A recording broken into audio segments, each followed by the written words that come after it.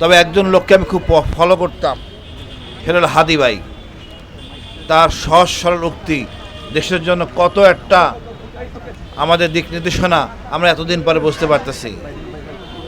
মহান আল্লাহর কাছে দোয়া করব, আপনি সর্বশক্তিমান আমার হাদি ভাইকে সর্বোচ্চ শিখরে তাকে দান করুন, মর্যাদা দান করুন। আমরা এরকম হাদি আমরা আর পাবো না, আমাদের এরকম হাদি দেন, আমাদের সবাইকে হাদি হওয়ার সৌভাগ্য দেন। এত রক্তের বিনিময়ে ফ্যাসিস্টকে তাড়াতে পারছি, এটা কতখানি প্রাপ্তি এটা বোঝানো যাবে না। আমি 2 বার গুম ছিলাম। 22 সালে আমি প্রথম বলে দেই ডিজেফাইতে আয়নাঘর আছে, এটার জন্য কত সাহস দরকার আপনারা বুঝবেন। আমি সেনাবাহিনীর একজন অফিসার, 3টা রাষ্ট্রীয় খেতাব আমার যতটুকু করার ছিল আমি ততটুকু করছি। জাতিকে জানাইছি বন্দি লোকজন আছে আয়নাঘরে ডিজেফাইতে, কোনো রাজনীতিবিদ, কোনো ব্যক্তিত্ব, কোনো মিডিয়া কোনো কথা বলে নাই। এই প্রথম আলো বলেন, ডেইলি স্টার বলেন, কেউ কথা বলে নাই। উল্টা আমার নামে 12টা মামলা, আইসিটি মামলা। ডক্টর ইউনূস সাহেব একটা ভালো কাজ করছেন, ভারতের চোখে চোখ রেখে কথা বলতে পারছেন, এই জন্য তাকে আমরা ধন্যবাদ দেই। আমরাও তার সাথে ঐক্যমত হয়ে হাদি ভাই ভারতের চোখ রেখে পরিষ্কার বলে দিয়েছেন ভারতের আধিপত্য মুক্ত বাংলাদেশ। আমরাও একই কথাই বলি, ভারতের স্থান এই দেশে হবে না। দীর্ঘ 54 বছর লুটপাট করছেন আমার দেশে, আর আমরা সুযোগ দিব না। এই দেশের সুবিধাবাদী সুশীল ভারতকে সব কিছু দিয়ে দিয়েছেন উজাড় করে, আমরা আর এটা মানব না। কতটা নির্লজ্জ হইতে পারে, মিরসরাইয়ের মানুষের জমি, খেটে খাওয়া মানুষের জমি, 900 একর জমি ভারতকে দেওয়া হয়েছে বিনা পয়সায়, যেটা আমার সার্বভৌমত্ব হুমকি স্বরূপ। কোনো আমলা, সেনাবাহিনী কেউ প্রতিবাদ করে না নিরাপত্তার জন্য, খালি সুবিধা নিছে, বেতন নিছে। এদের জন্য দেশ স্বাধীন হয় নাই। দেশ স্বাধীন করছে আমজনতা, এই বিপ্লব করছে আমজনতা, এদের কোনো মূল্যায়ন হয় নাই।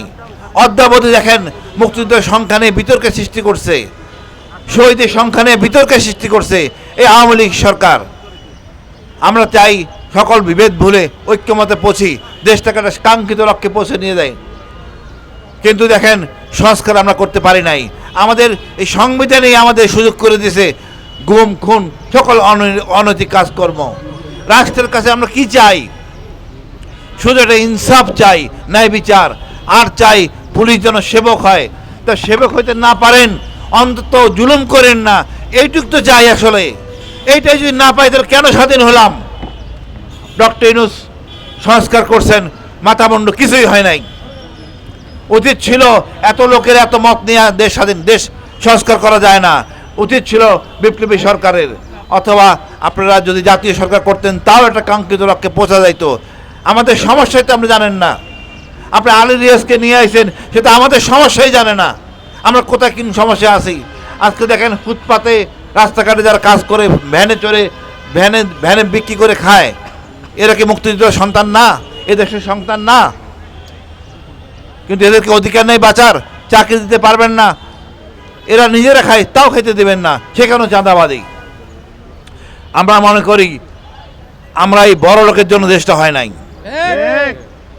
ওই গুলশান বলার জন্য দেশ হয় নাই। আমার প্রতিবেশী ভালো থাকলে আমি ভালো থাকবো, পরিষ্কার বলি।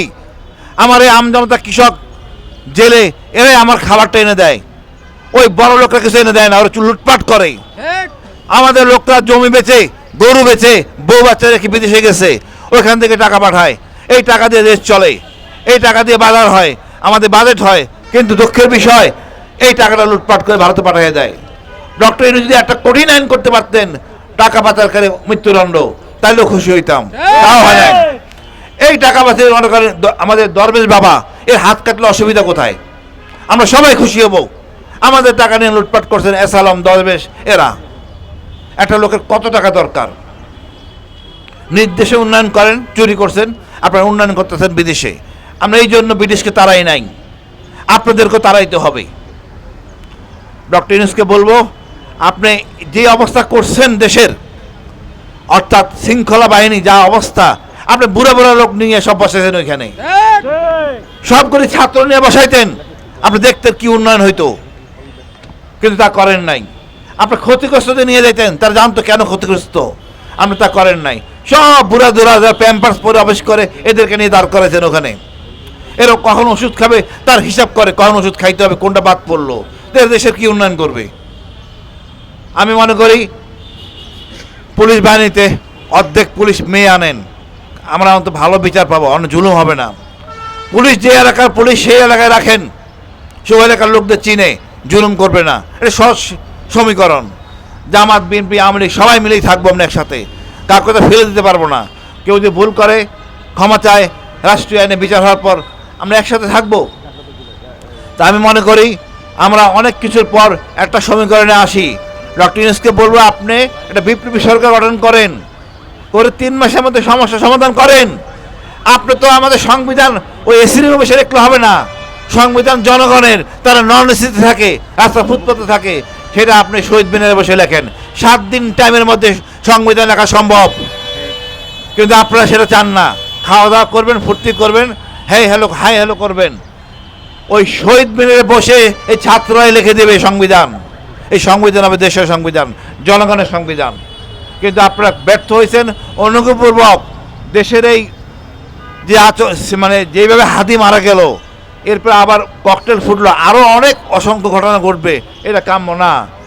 তাই আমি বলবো, আপনারা এমন নির্বাচন দিবেন না জনগণকে ডাইকে না ভোট কেন্দ্রে মারবেন। আমরা ভোট কেন্দ্রে মরতে চাই না। আপনি 42,000 ভোট, কয়জন পুলিশ আপনারা আছে, কীভাবে নিরাপত্তা দিবেন? আপনি দরকার 4টা দিবসে নির্বাচন করেন, অন্তত 4 গুণ নিরাপত্তা কর্মী বাড়বে, আমি আস্থা পাবো, আমি ভোট কেন্দ্রে গেলে মানা যাব না। কিন্তু এরকম ফাইজলামি করার কোনো কারণ নাই। 12 কোটি ভোটার, 12 কোটি 70 লাখ ভোটার, আপনি করতেছেন দুষ্টামি। মানে আমাদের ভোট কেন্দ্রে নেবেন, কিছু মানা যাবে, তারপরে ঘোষণা করে দিবেন। এই জন্য আপনাকে আনা হয় নাই। যে দল আগামীতে আসবেন তাদের জন্য হুঁশিয়ারি, ভারত প্রেমে মজবেন না। ভারত বলে কোনো জিনিস এদেশে চলবে না, ভারতের পণ্য চলবে না, ভারতের কোনো কথাই এদেশে চলবে না, সোজা কথা। আমরা অনেক সহ্য করছি, আর করব না। স্বাধীন হওয়ার পর থেকে হিল ট্যাক্সে আপনি উত্তপ্ত করে ফেলছেন, আর আমরা ছাড় দিব না। এখন আপনি উত্তপ্ত হবেন, আপনি ভারত, আপনি উত্তপ্ত হবেন। ধৈর্যের একটা সীমা আছে। এখন আবল তাবল বলে যাচ্ছেন, আমাদের সীমান্তে এসে ঝামেলা করতেছেন। আপনার সীমান্ত হলো তার কাটা বেড়া। আমরা বাঙালি এক জাতির দেশ। ওই তার কাটা বেচে কট করে খেয়ে আপনার মিশে যাব আপনার বাঙালির সাথে, পশ্চিমবঙ্গের সাথে। আপনার ওই বিএসএফ হবে ছিটমহল, দেখবেন বিপদ কারে বলে। আপনি পশ্চিমবঙ্গের সাথে ফাইজলামি করতেছেন, আমরা এক জাতের। বলি সময় আছে, সংশোধন করুন, জনগণের পাস বুঝুন। আমরা এই ভারতের এই আচরণ সহ্য করব না, দিল্লির আচরণ সহ্য করব না। আমি মনে করি এখনো সময় আছে, ভদ্র আচরণ করুন, ছোট দেশ মনে করবেন না, এটা এক জাতির দেশ। আমরা আপনাদের দোয়ায়, সবার দোয়া নিয়ে আমরা একটা মোটামুটি একটা আহ্বায়ক কমিটি করেছি, যার যুগ্ম আহ্বায়ক হলেন ডিও খুদা, সদস্য সচিব মোজাম্মেল মিয়াজি, সদস্য ফখরুল হাসান রানা, আব্দুল মতিন, মোহাম্মদ রতন, মোহাম্মদ ইয়ারুল ইসলাম, মোহাম্মদ মতিউর রহমান, মোহাম্মদ শহীদুল ইসলাম, মোহাম্মদ শাওন, HM মঞ্জিল, মোহাম্মদ শাকওয়াত হোসেন ভূঁইয়া, মোহাম্মদ শাহজাহান সম্রাট, মোহাম্মদ তুহিন ফারাজি, ফাহিম ফারুকি, ইসরাফিল ফারাজি, নাজমুল হক, শাকওয়াত হোসেন, মোহাম্মদ নাবিল, দেওয়ান রফিকুল ইসলাম। আমাদের উপদেষ্টার মধ্যে আছেন ব্রিগেডিয়ার জিয়া, প্রধান উপদেষ্টা আছেন lieutenant Ferdous Aziz, colonel Zakaria, major Shahin, engineer Shah Sufi, জগলে হান্নান হাদি, হারুন রশিদ খান, রাশেদা বেগম, আব্দুল কালাম, মশিউর রহমান বাবু। এছাড়া এটা উন্মুক্ত, যারা স্বতঃস্ফূর্তভাবে আসবেন, সকল শ্রেণীর পেশা নিয়ে আমরা এই সংগঠনটা করব, জনগণের পাশে থাকব। আমরা বস্তিতে যাব, ইউনিভার্সিটিতে যাব, জেলায় যাব, জনমত গঠন করব। আমরা দেশের জন্য কাজ করব, কোনো বিদেশি প্রভুর জন্য কাজ করব না। দরকার একটু কম খাবো, তো মাথা নত করবো না। আজকে আমরা সবাইকে নিয়ে একটা আয়োজন করতে পারছি বলে আমি আপনাদের শুকরিয়া আদায় করছি মহান আল্লাহর কাছে। মহান আল্লাহর কাছে দোয়া করব, আপনি সর্বশক্তিমান, আমার হাদি ভাইকে সর্বোচ্চ শিখরে তাকে দান করুন, মর্যাদা দান করুন। আমরা এরকম হাদি আমরা আর পাবো না, আমাদের এরকম হাদি দেন, আমাদের সবাইকে হাদি হওয়ার সৌভাগ্য দেন, আমাদের সবাইকে হাদি ভুলের মুখে কথা কব, ভুলের মুখে কথা কব, আমরা সবাই হাদি হব, আমরা সবাই হাদি হব, ভুলের মুখে কথা কব, ভুলের মুখে কথা কব, আমরা সবাই হাদি হব। আর একটা কথা বলবো, যাদের মামার বাড়ি দিল্লি, তারা যেন দিল্লি দেশ ছাড়ো তাড়াতাড়ি। এদের এই স্থান নাই, এই সুশীলদের স্থান নাই। আমাদের যে কালচার, ধর্মীয় সক্রিয়তা, আমার ধর্ম অন্য ধর্মকে ঘৃণা করে না, অন্য ধর্মকে আপন করে নেয়, কিন্তু আমরা বিভেদ থাকবে না। এই সুশীল লোকগুলি আমাদের বিভেদ সৃষ্টি করে। আমরা এই সুশীল চাই না। ভাই, আপনার মাপ চাই আপনার কাছে, দেশটা ছেড়ে চলে যান, তাহলে আমাদের সাথে আসেন। দাড়ি টুপি যদি সুশ্বরী হয়, আপনি দেশে থাকতে পারবেন না। দাড়ি টুপি আমাদের মনের জায়গায়, আমরা তো খারাপ কিছু করি না। আপনারা সবাই একসাথে থাকি, আমাদের নিয়ে ঘৃণাও করবেন না, আমরা আপনাদের ঘৃণা করব না। এই বাংলাদেশ দীর্ঘজীবী হোক, হাদির চেতনা দীর্ঘজীবী হোক। ভারতের আধিপত্য মুক্ত বাংলাদেশ চাই, ভারত নিপাত যাক, বাংলাদেশ জিন্দাবাদ। ধন্যবাদ।